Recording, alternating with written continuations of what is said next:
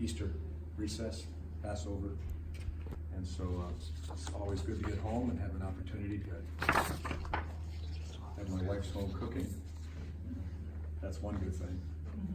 But then also to get out and about in the district to hold town hall meetings and visit factories and Lions clubs and schools and all of the rest and do that. Today I mentioned after this was all planned, we got the invitation to be with the Vice President over in Taylor when he came into the state and talking about the USMCA, and I wish I'd been able to stay and talk directly with him on it, find some things, but because of late arrival, we had to scoot out of there and come back here, so I'm glad to be back. First 100 days of this term have been absolutely without anything accomplished. I think I can report that to you because the newspapers are reporting it to you as well. Just nothing that has gone from the House over to the Senate has one iota chance of passing the Senate or being signed by the President. Everything that's been sent has been done for perception purposes alone, and with expectations that it could not be supported by the other side, but now it can be used against us because of the votes we've taken in the coming campaign. That's not the way it should work. When we sent bills in the last term, for instance, we knew that it was a challenge to get Chuck Schumer not to block it with a cloture vote requirement. But we knew that if we could get it across, there were a majority of votes to pass it. And there was a president that would sign it. There are things we could do right now that would have that opportunity as well. Immigration could be one of those. Infrastructure could be one of those. But thus far, we don't see those as being things brought up. And you think of history, you know that there have been battles in Congress since its inception. There have even been duels and canings on the floor of the House. And fortunately, I haven't seen any of those recently in my tenure in Congress. But there were things that were accomplished, and I hope that we can get to that. I'll point out that to back up my statement on that hope of my own, just last week it came out that I was again awarded the most conservative member of the Michigan delegation for a lifetime rating. I say that because I identified as a conservative. I'm not lied to my constituents, and they voted me in with that identification. But what was even more telling was that I also received just I think a week or two prior award from the Center for Effective Legislation. It's an organization out of Vanderbilt University and University of Virginia that looks at the record, the activities of a member of Congress, and allocates those type of ratings to them. So on the Republican side of the aisle, most effective member in the Michigan delegation, and 30th out of 244 for most effective work in this last term in Congress. Came as a result of significant bipartisan effort I made. Legislation was passed with bipartisan support as well as co-sponsors and signed by the President, and the committees that I serve on are charted in that allocation. I quickly also state that to show the context is that my closest Democrat colleague, Debbie Dingell, was selected as the most effective legislator on the Democrat side for the Michigan delegation, 89th out of 204 Democrat members of the House. All that to say that there can be bipartisanship that can take place and can have an effect. My legislation that was signed by the President were pieces of legislation such as our opioid heroin abuse legislation. 70 bills passed, and I had 2 bills in that package. On human trafficking, Debbie and I worked on that together as well. Had legislation that passed as a part of a large package as well that the President signed. EPA, environmental issues, We worked together strongly as a bipartisan delegation, not only of Michigan, but also of the Great Lakes states, to make sure that the GLRI funding, the Great Lakes Restoration Initiative funding, was fully funded again. So those are things we can work on. So I would hope that after the majority party in the House, Democrats, have had their retreat and planning retreat, that they come back next Monday ready to say, we got our perception votes out of our system. Now why don't we get something done? The Mueller investigation is finished. The report has been put out. No collusion, no obstruction, no exoneration needed because there was no indictment, no conviction. And American people, I think, are ready to see that go on. So that's pretty much where it is right now. We'll open it up to the questions, but just let me state that we are recording this as well. And I want to make sure that you understand that when we answer questions, sometimes in rather emotional town hall meetings with people shouting and holding signs, and I don't see that here today. I saw that yesterday in town hall in Chelsea. But sometimes you make a general statement, and those general statements can be taken out of context. Like yesterday, trying to pin me on the fact that I didn't think morality was important in government. I took strong offense to that. And so we'll be recording it as well. But let's go on to questions. And being the room that it is, do we have cards out? I don't think we need cards. Yeah, I think some people drafted questions. Okay. We can go in a friendly manner. You want to start? Sure. My name is Melissa Rossum. Should I say that?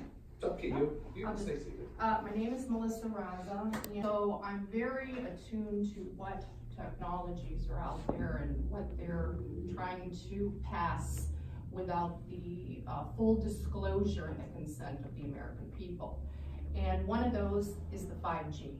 Now there's two versions of 5G. We have 5G evolution, which is a step above the 4G, and we already have people with lawsuits out there on the 4G, okay? The 5G will have trillions. It's gonna be, let me just see here. I'm sorry, it's gonna be connected to 100 billion devices, the 5G. Now what 5G is microwave radiation, low-grade microwave radiation. And the telecom companies have been given $400 billion a year for 10 years, and they took the money, and in exchange for that money, they said that they were going to replace the copper with safer fiber optic, but they didn't do it. They invested in their companies, they gave their CEOs bonuses, and they basically screwed the American people. So instead of getting the safer fiber optic underground and without the microwave radiation, they're going to deploy 5G.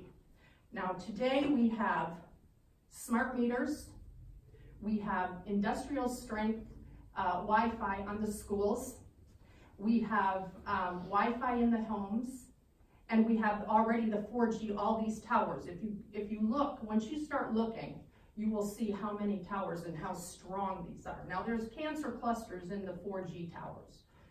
But once you put 100, I want to make sure I'm correct on this, 100 billion devices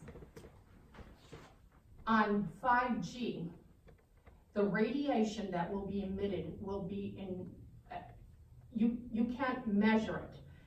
Now, the human effects, and this isn't from me, I have people from around the country and here in Michigan that are fighting against the 5G.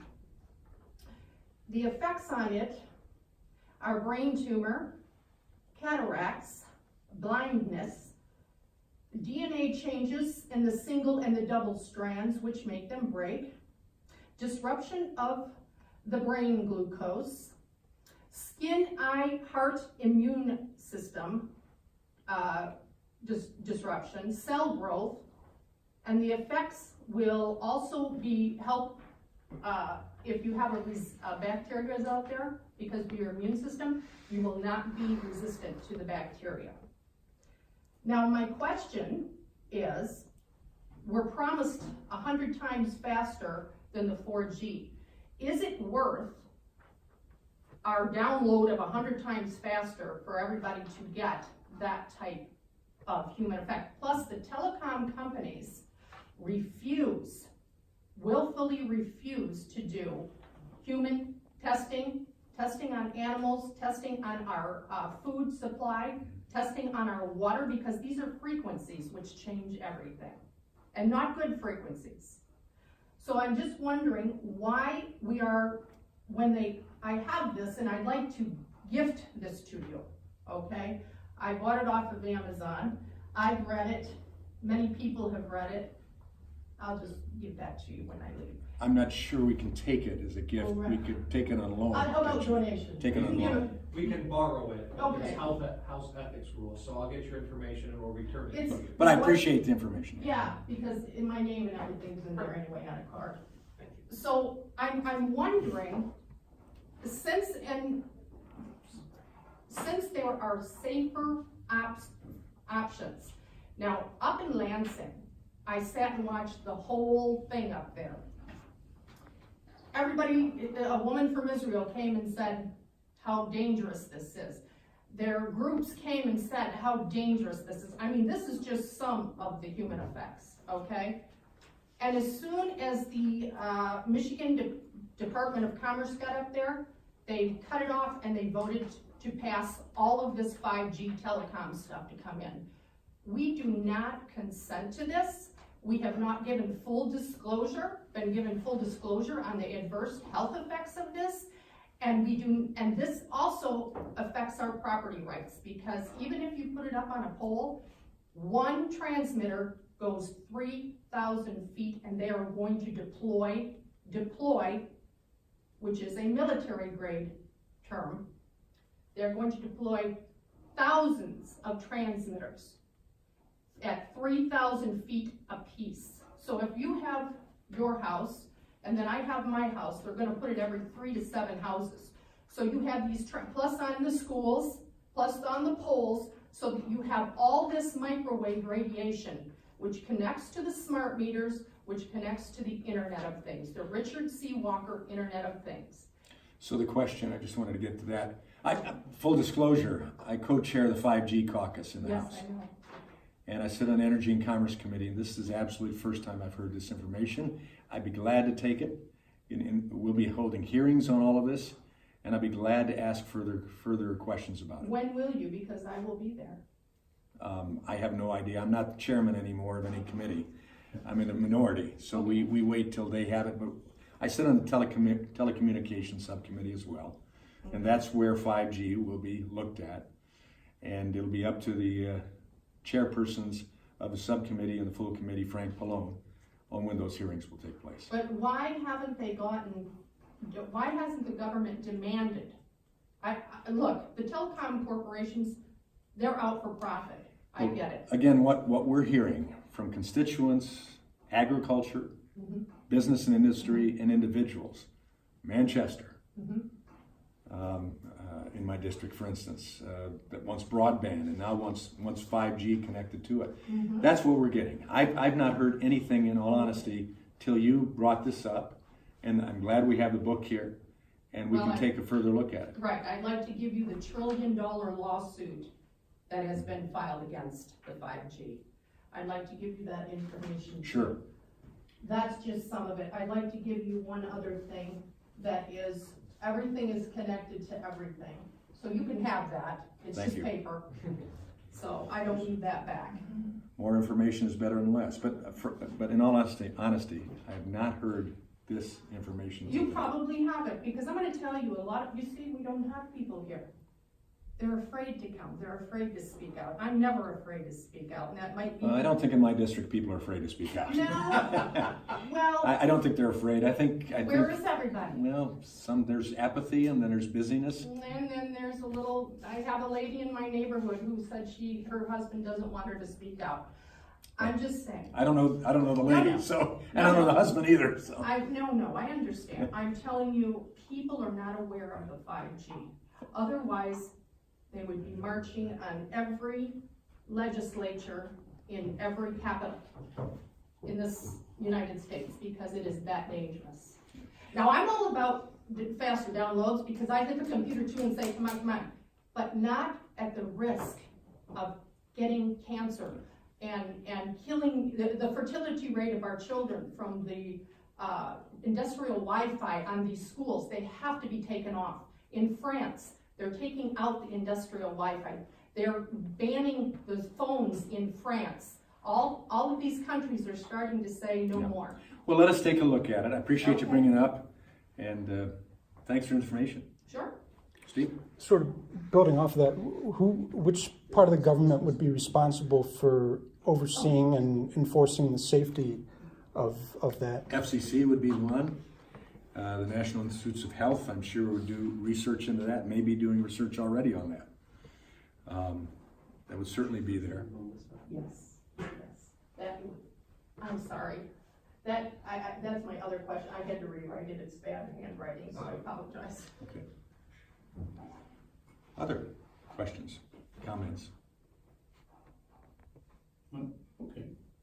I'm Reverend Hunter, and just retired United Methodist minister, and very concerned about social issues.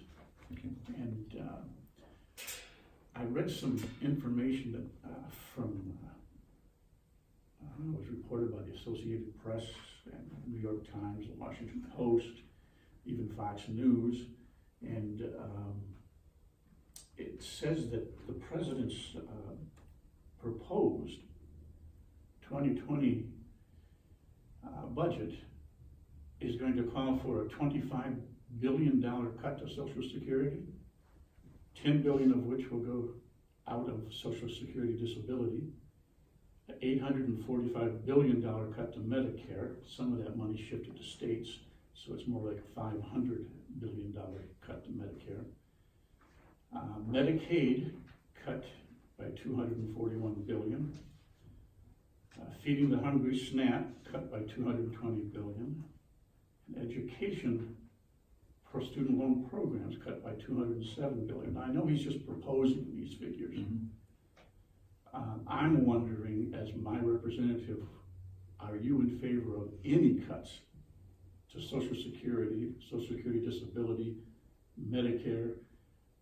As a pastor, I've spent my life in the belief and the teachings of 2,000 years of Judeo-Christian teaching, and that is we are to care for the least, the last, and the lost, and not the richest and the most powerful. And when I see these kinds of figures, I know they're probably inflated because he knows he'll never get them, but I'm just wondering, will you support any kind of cut to those programs when that budget comes out? None to Social Security, none to Medicare, except fraud. Oh, well, sure. So, but I want to make it clear. That should because I don't want to, because I know there are people here taking copious notes, and if I support any removing of dollars because of fraudulent areas, yeah. But no, I don't support that. I don't that. have a problem with that at all, because I'm on Medicare myself. So am I. We're supposed to be good stewards. Good stewards, right. Of the But no, and the president, again, you're absolutely right. He proposes, we dispose. Those aren't going to take place. On the issue of food stamps, for instance, mm-hmm. I supported a work requirement for able-bodied, work-capable recipients of SNAP, 20 hours mm-hmm. of work in the Farm Bill. That passed the House, didn't pass the Senate, didn't pass conference, so it's not in there. But I think it was reasonable to say, wait a second, we're putting out an awful lot of money out there, and if you're work capable, and we have 7 million jobs now going wanting for people to fill those jobs, then hey, this isn't unreasonable. You won't lose your SNAP, but you have to work. Now, if you're disabled, infirm, elderly, or have young kids at home, we weren't going to require that. But we're capable people, we expect it. That hasn't happened.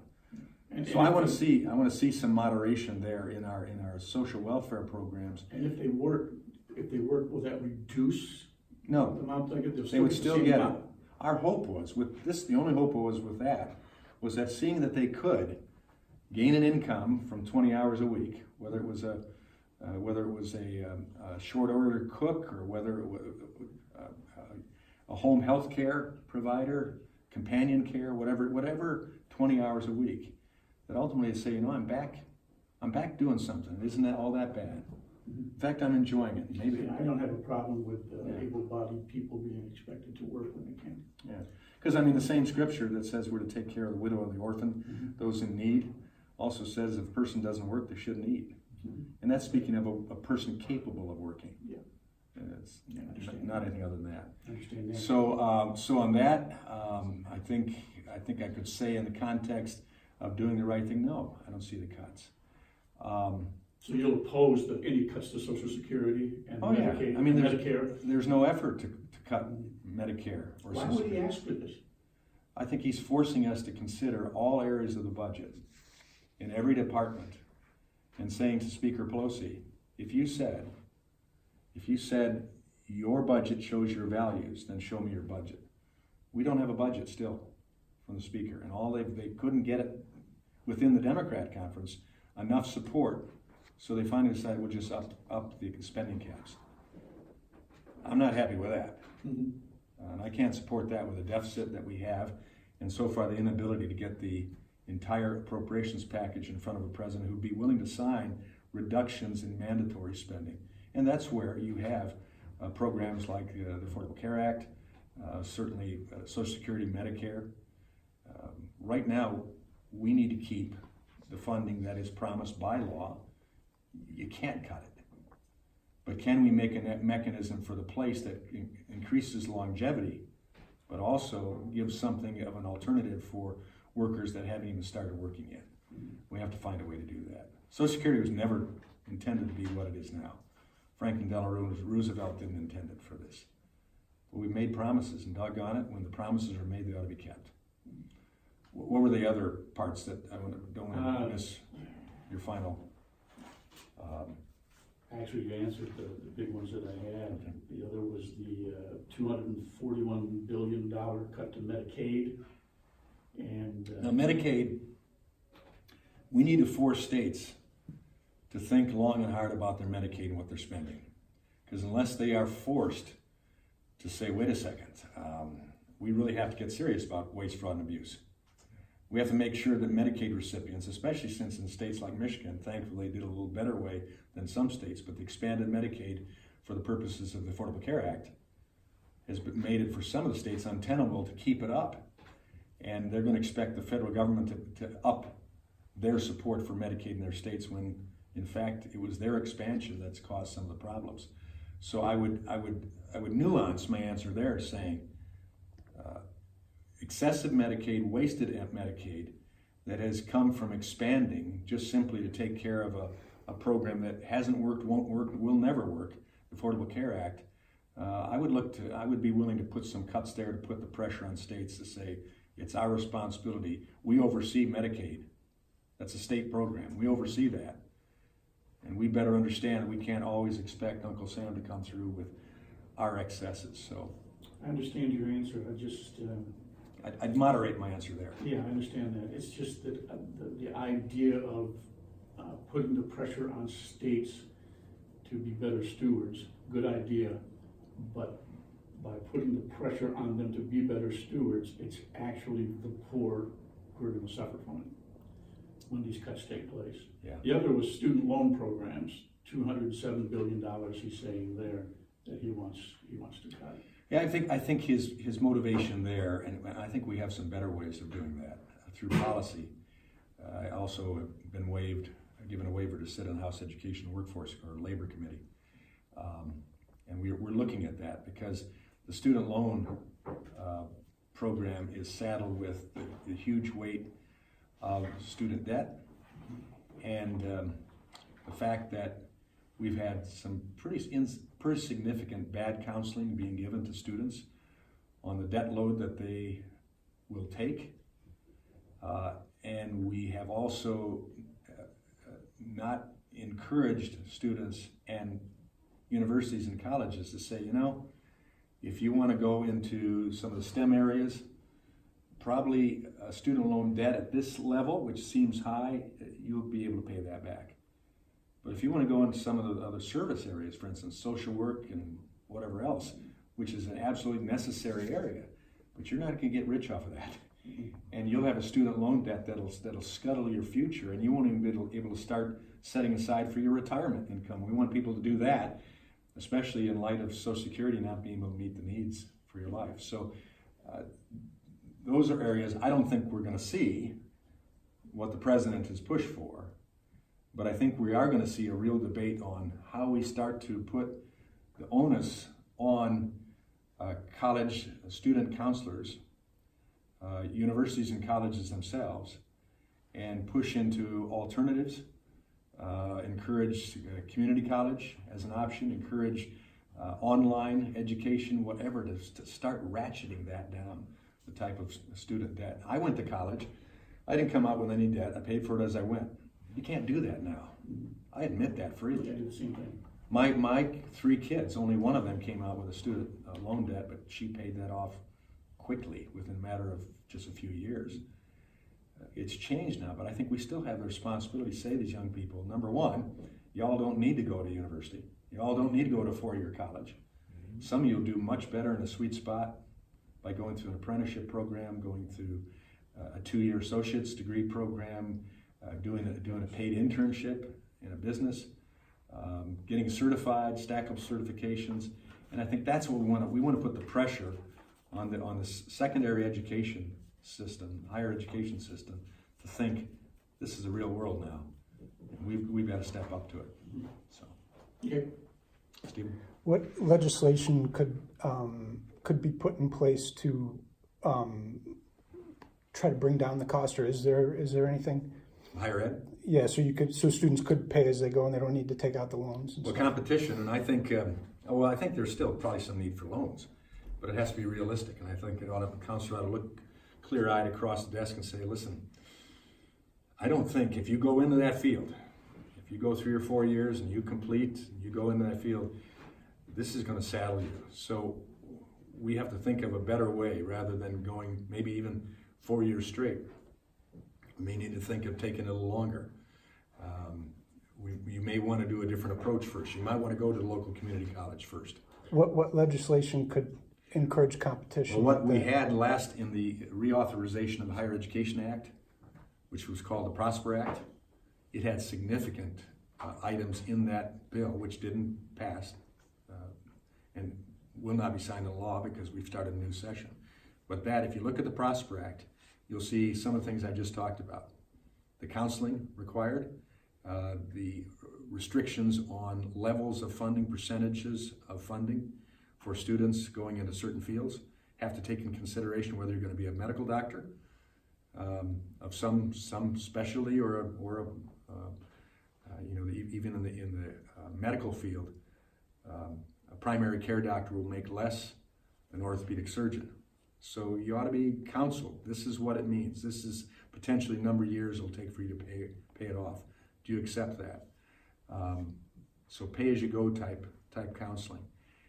Also, giving more competition for student loans, getting the federal government out of the student loan and making it into a competitive system.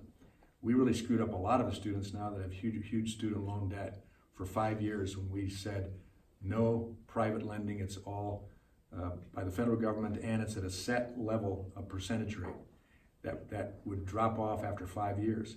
Well, exactly what I told the chairman of the House Education Committee, on which I sat at that time in 2007 and 8, happened.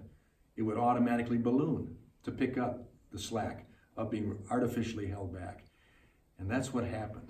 Had we let it go with market, it had been about as I recollect, about 3.46%, which was what we capped it at. It would have fluctuated at that point, and you wouldn't have students with the debt they have now. So those mechanisms are in that Prosper Act? It was in the Prosper Okay. Act, a bunch of those things. Okay. And those are specific examples of what we could do. Will they pass now under the Democrat majority? Absolutely not. But I think ultimately we're going to have to go that direction. I'm delighted to see some colleges now, private colleges, independent colleges, not our state universities, that are starting to realize, Adrian College, for instance, longtime United Methodist School. Yeah, but the better one is in Albion. Okay, Albion's doing some creative stuff too, I'm an right? Albion grad. Right? I can probably tell. And they're doing some creative stuff because they have to. Adrian College dropped below 600 students. You can't run a school under 600 students. Got a new president that came in and said to the board, "I'm willing to come, but you got to agree with certain things. Level of loan, significant loan program to start up. Basically, if we build it, they will come. We build it toward the student. Only way we get tuition to pay the salaries of the teachers and advance our programs is to have students here. They've got to be students that are serious, and we got to have reason to stay on campus. Now you go to Adrian College, it's unbelievable. Kids are staying around. It's got curb appeal. It's got athletics up the wazoo. It's got facilities second to none. It's got requirements on the coaches, quotas, literally quotas, of student athletes who can make it academically as well as provide good effort on the field. Now, if they only had professors as good as the ones at Albion. So anyway, and now they have the opportunity to acquire some of those professors, to maybe recruit them from Albion and say, we can provide you with something better. But they're also doing things like, college president, Dr. Docking, was on a plane, happened to be seated next to someone he found out was an executive at Google. They got to talk about what the problems Google was having in finding IT people. Needed, I think it was somewhere between 3,000 and 5,000 they needed right then. They couldn't find them. And I know that's true because I was out at Apple, I was out at Google just a year prior, and that's what they were telling us, the numbers they needed. So they began to talk, how could we facilitate some of that?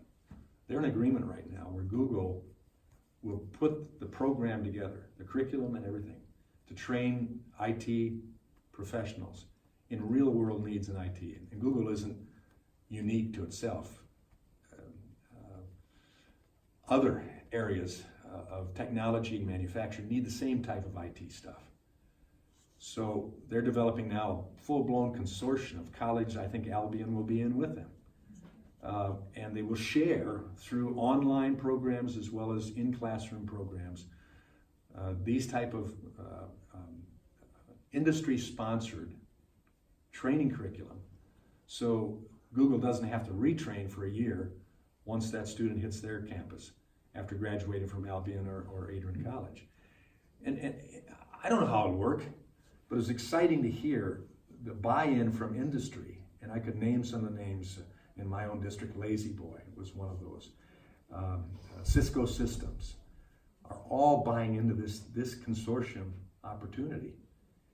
And what it says is that those classroom instructors and professors will be resourced with the dollars to provide a program to encourage students from all over the country, all over the world potentially, to take courses here. Maybe one from Adrian College and the rest from Albion. But that one in IT that they'll take from Adrian will set them up ways they couldn't before. Think of Albion College in the insurance area as part of the consortium. Their specific niche of expertise they can add. And so now an Adrian College or Siena Heights University student can take something that's world class. And the financial accounting that's been done on that has shown that they can have a 30% reduction in tuition as a result of that. That's massive. That's game changing. That says the University of Michigan and Michigan State, we can track with you now. And you better step up to the plate as well. So, other questions? This young man has one. So I'm a junior and I'm going to be going into college. how you feel about like a free 2-year community college. I mean, my school that I'm going to, I'll graduate high school with an associate's degree under the program I'm in. That's a great program too. It's called the 13th year, so basically I will graduate my class, but I won't get my diploma until the following year, and I will have completed basically 2 years of college. Yeah. I've already started that. And that'll be like, they pay for all my classes for me, but I have friends that didn't get accepted into that program and are still gonna like be in like a lot of debt just after community college, and they wanna go on and be like, I wanna be a lawyer, so the fact that I'm getting my community college for free, that's a lot of money I won't have to pay later. So, Well, it's a middle college program, and it's set up with the local school districts. You're not getting it for free. It's taxpayer supported, and it's coming from your student fund. That's the formula that's made for our K-12 school systems in our country, or in our state. And I think it's a great concept. To give on, in general, a 2-year community college associate's degree, free, there are plenty of students that aren't like you. And I say that in no way as judgmental, but there are some who, if it doesn't cost them something, will treat it lightly. What costs you something you think more highly of. What's costed you is you've taken additional courses while you're going through the normal high school curriculum. You're added onto it. There is a buy-in, a pay-in that you're taking right now. And for some reason others couldn't get it because of academics. There's costs. And I hope as time goes on, more students will look at it and say, boy, I like that. And I'm in junior high right now. I better take my education seriously. You know, for someone to have paid my first 2 years of college for me, either community college or a university, compared to my brother, my twin brother, who went into engineering, began his college career majoring in engineering, who was salutatorian of the class, who put all his effort into it, and probably had as much fun, I think, in high school as I did. I had a lot of fun, but I didn't really sober up about education until I got into my later years in college and then certainly in graduate school. So I think there's something to be said about still wanting it, being willing to pay for it, and recognize that it's my education. It's not the taxpayers' education. That'd be my answer.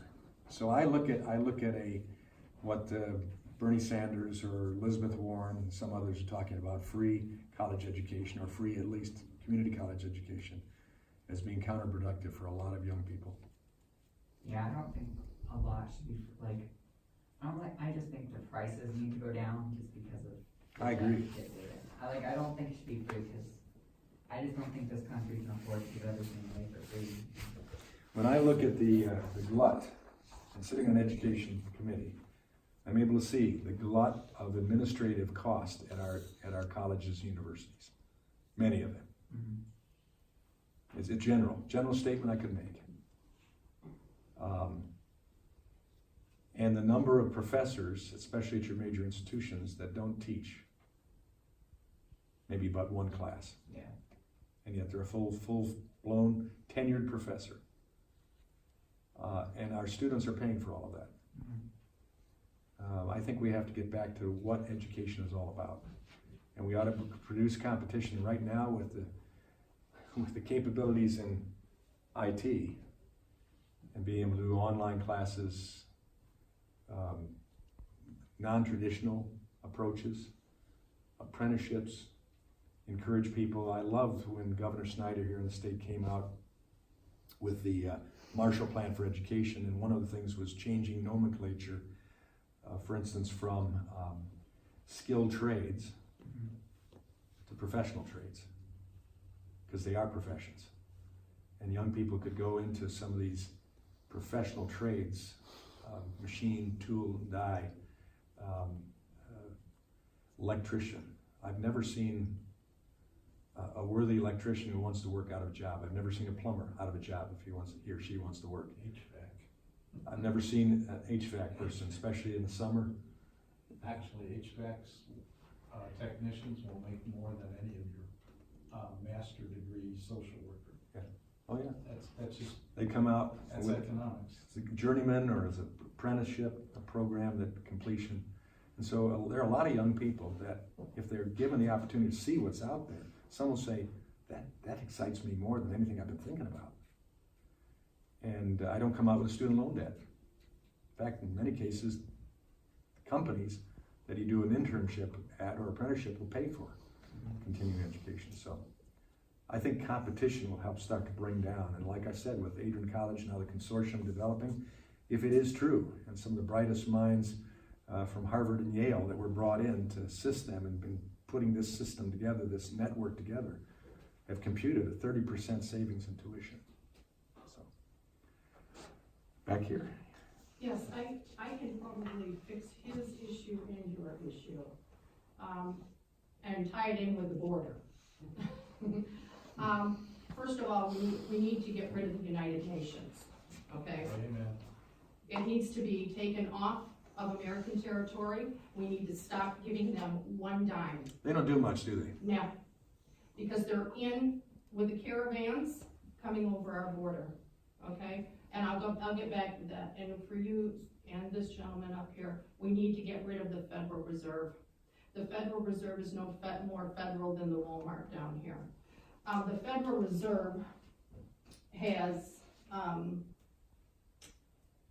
let me say that AMLO, which is the president of Mexico, has run on the thing that says every Mexican, and I love the Mexican people, as a matter of fact, I will probably retire there, okay? So I love everybody, but they have to come here legally, okay?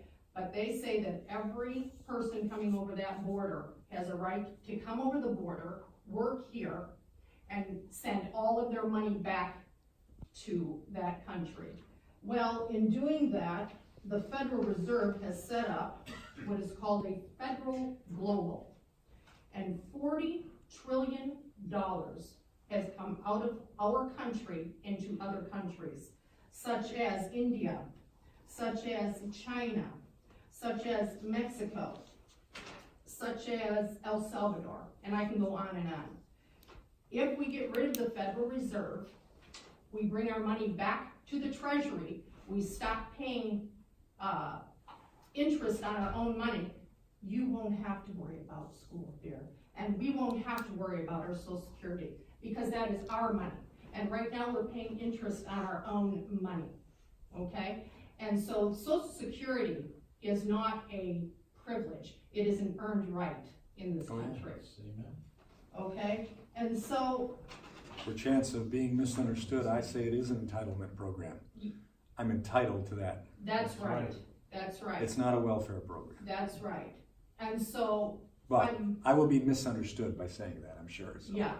So I want to assure these people that if we can get enough people together and have them contact President Trump, I do it every day.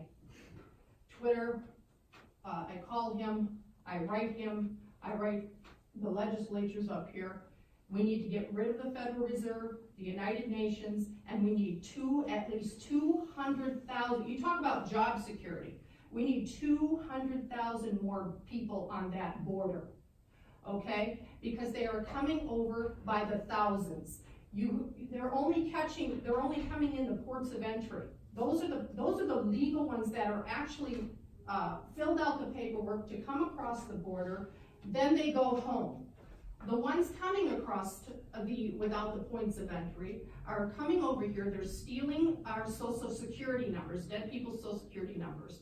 They're walking into the Federal Reserve and they're told by lawyers how exactly to do it, and all they need is an ID and a password to send that money home. Now they also they might pay in the taxes with that Social Security, but they also send that money home. That money does not stay here in America. If they're going to be Americans, then that money needs to stay here in the United States. Well, I would concur with a lot of what you've said. And again, why my voting record has been to secure the borders. And And that doesn't only mean a wall, a fence, a partition, whatever's necessary. It also means the laws that work for people who genuinely want to come here, provide a service, live under our laws, and though they may not want to be a citizen, they want to abide by the laws and do it legally. Right. And I don't mind them sending money that they've earned in the fields here back home, because they're buying stuff here while they're here, But they're here on visas. as long as they're on a visa. Yes. And they don't overstay their visa. So that's where the whole immigration system needs to be bumped up to make sure we abide by the, if we abided by the laws we have in place right now, it'd be a whole different ballgame.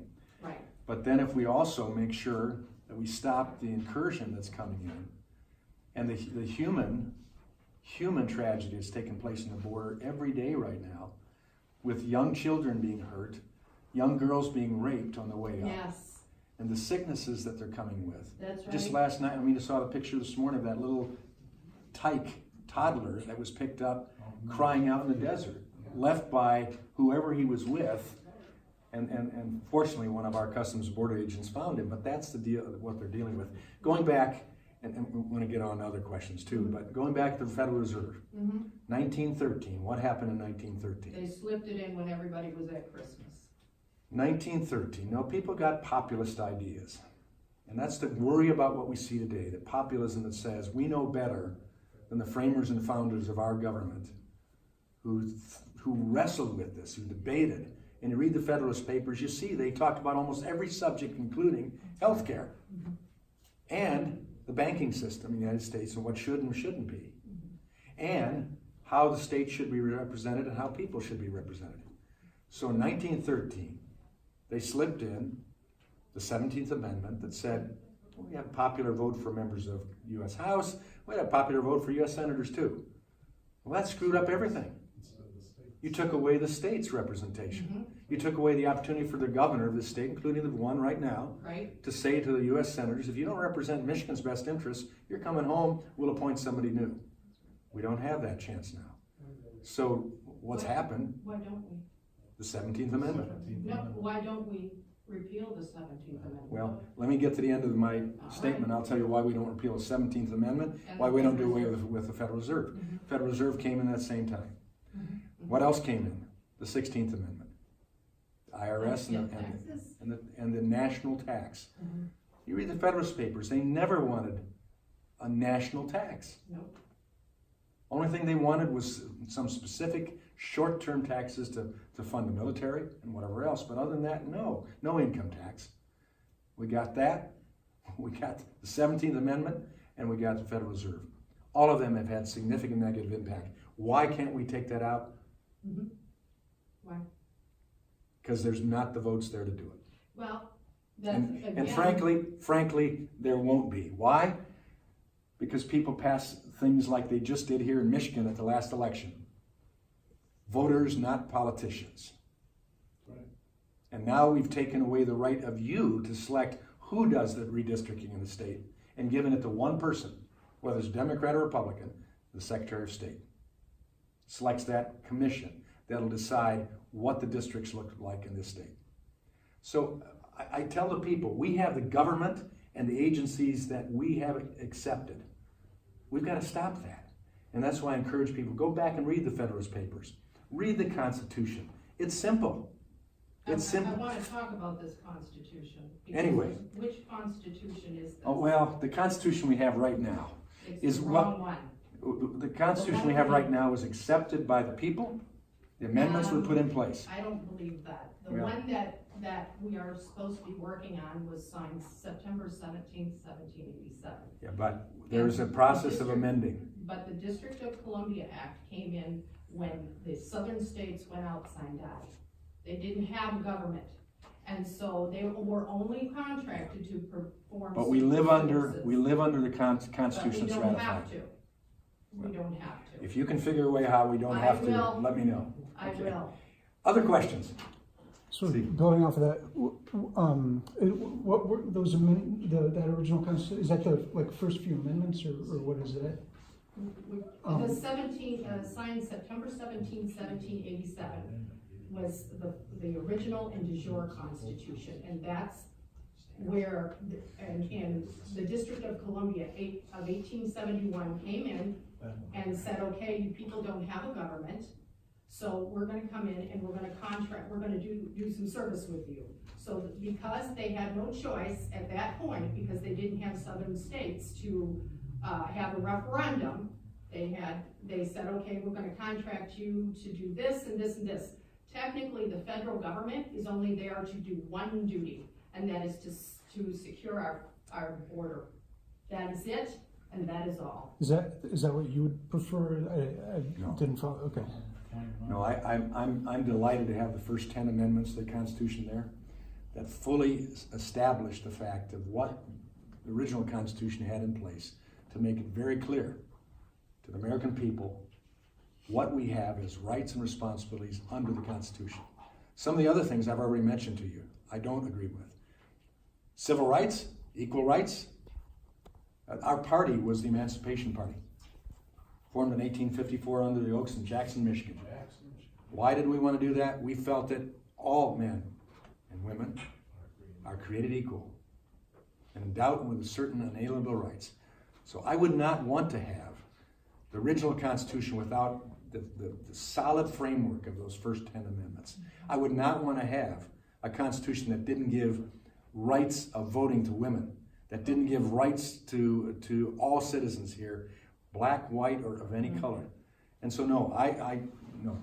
Technically, the true Constitution, I deal with reality. well, this and is reality is what we have now. This is historical, this is reality. I have it in books that they taught, the original 13th Amendment in 1884. So this is reality, but I'm trying to tell you that the Constitution isn't our rights. The Constitution, we have God-given rights. Oh yeah, those are We have unalienable. God-given rights that can't even be measured. So that is just there for the government to say no more. Yeah. We are there to stop We are the a government. republic, which is a democracy Yes, we under are a a republic. democracy under a constitution. Let's go on. Are there other amendments you would like to add to the Constitution? There could be in the future. I kind of like what we have right now. I'd like to take the 17th Amendment out. I'd like to go back to the original. I'd like to do away with the Federal Reserve. I'd like to. These are things I'd like to see done. I'd like to take the 16th Amendment out. Can we do that? We can do that, but it takes people to do that, and ratification of the states. Okay. And so I deal with reality. We could try to do that, or we can try to do things like we did with the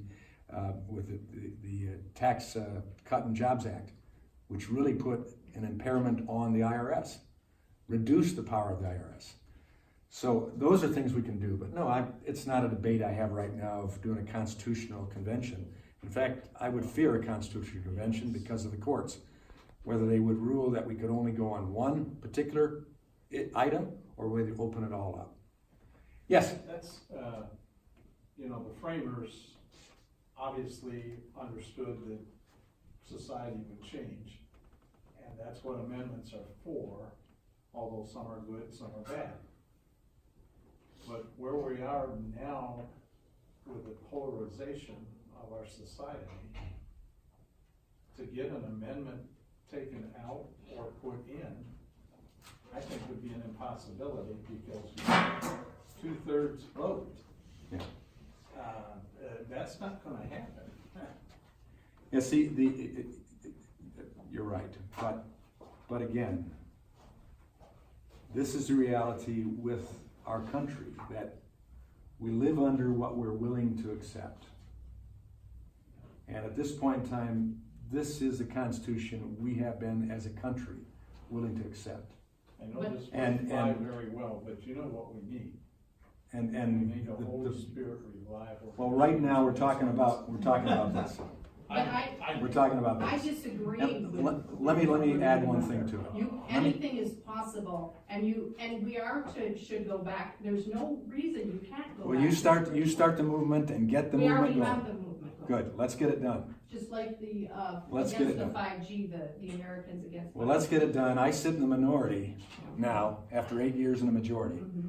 because the movement failed to keep us moving that And that's a direction. democracy, that's why we are a republic with rule of law and not Yeah. one. And that's right. And I accept the vote of the people. They voted the way they did this last time. I don't necessarily like it, but I accept it. Department of Homeland Security come out with the, report yet? No, they have not. Let me offer other. Sure. Yeah. So this is like one of, I guess, what do you feel about, or how do you feel about the Electoral College? It is one of the greatest tools of a constitutional democracy that we have. Otherwise, and these guys wrestled with that, and they were from large states like New York, and large cities at that time like New York City, and Chicago. And they understood that we want one person, one vote concept. We want every vote to count, but we also know that if you allow majority cities where the population was at, have the simple vote of saying every vote is counted the same way, you're not going to have a republic, because Chicago, Detroit in those days, New York City, Philadelphia would have ruled, and those of us out here might as well not even go to the polls, because they would have the numbers. If you take a look at the map of the last presidential election, I assume you have. How much of that map was red, Republican red? Land space. Like a lot of like the West, wasn't it? Like about 90%. Yeah. Like about 90% of the map, it was California and New York that had significant blue. Other than that, the American people in the land space in the states, not California, not New York, but the majority of states said we want Donald Trump as president. Had you been a straight vote, no electoral college, New York and California would have decided it. You wouldn't need to go to the polls. I encourage you to go to Federalist Papers and read the statements that they wrestled with about how they set it, and why they set up the electoral college. If we do that, if we take away electoral college, you better move to one of those two states, because your vote won't count any other place. And I'm not just talking out of my head on that one. And that's why you see the push coming from people like George Soros. He doesn't love America. You know, he broke down countries in Europe. He broke financially the United Kingdom. He wants to do the same thing here. Why? Because he makes it his billions off of destroying and not producing, and doesn't understand the greatness of what America and the freedom is all about. And so when you hear the young socialists that are out there right now, like AOC, calls herself a socialist, Democrat socialist, and Bernie Sanders, who simply says, I'm a socialist. They will try to say we are more compassionate, and yet, who is the most compassionate country in the world? What country gives more of individual giving, voluntary giving? America. Why? Because we're free. We're not forced to do anything. We know that we can succeed. We know that we can be entrepreneurial. If we fail, we fail. But nobody kicks us and says, you stupid. And we say, no, get up, go on. If you succeed, up until just recently, when you hear people like AOC saying, that person makes too much, they are responsible to give me some of it, to give it to others. No, they aren't. We hope they would think about that. But even if you look at Gates and others, man, they give a lot to charity. I want to see more billionaires in this country. Even if I can't be one, I want to see more as opposed to less. So thanks for the question. But read Federalist Papers, their debate on why we need electoral college. One more. Yeah. Were you able to meet with the vice president today? No. No. Okay. No. We had to come here, and we had hoped to have an opportunity, but we have other opportunities to meet with the president and the vice president. But I wanted to be there to encourage him. We wanted to talk about the USMCA that, which will change NAFTA, end NAFTA, go to a program that really puts us in the driver's seat. That's what they were talking about there. I'd hoped to be there, but we couldn't. Well, thank you, and to the township, we say thank you or the village, we thank them for giving us this place. And they close up at 6. So we don't have a choice. When are you going to have that on the technology? You said you were gonna have some forum or something. There'll be committee hearings on it. When will that? I have no idea. I'm not the chairman of the committee. Okay, who will know and how do they get my phone number? Because I would like to. Frank Pallone is the chairman of the committee. Frank is the representative. Agency? Frank Pallone, and he's New Jersey representative. Okay, He's a Democrat, and he's the chair of the Energy and Commerce Committee, okay. most powerful committee in all of the House. I sit on that committee, but I'm no longer a majority member of the committee. Okay, thank you very much for coming. Thanks for being here.